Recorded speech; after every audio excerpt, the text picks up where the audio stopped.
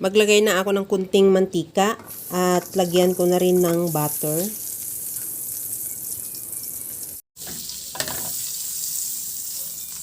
Igisa ko na yung bawang.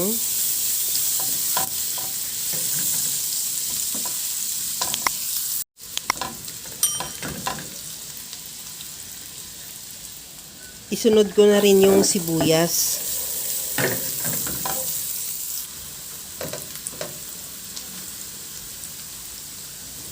Timplahan ko ng asin at paminta.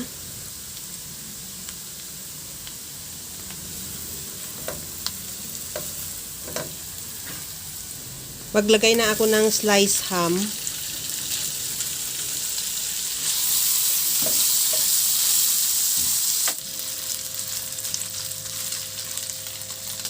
Ilagay ko na rin yung carrots. At maglagay din ako ng sitaw na hiniwa ko lang yan ng maliliit. Pwede din green peas na lang ang ilagay mo, pero mas gusto ko yung sitaw dahil mayroon naman akong available.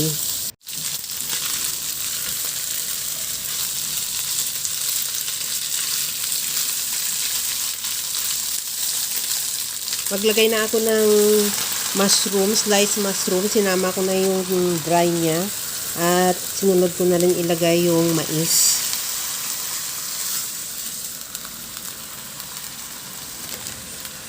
Maglagay na ako ng cream of mushroom.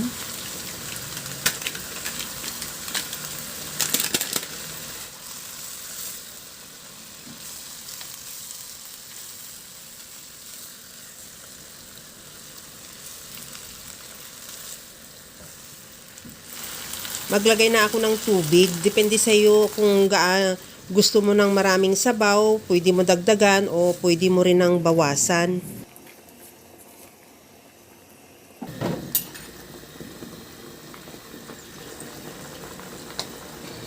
Timplahan ko na rin ng liquid seasoning.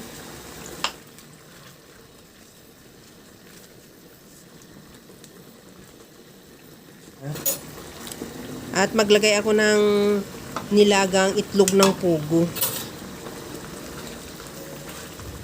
Okay na to, ready to serve na yung ating napakasarap na cream of mushroom soup with quail eggs.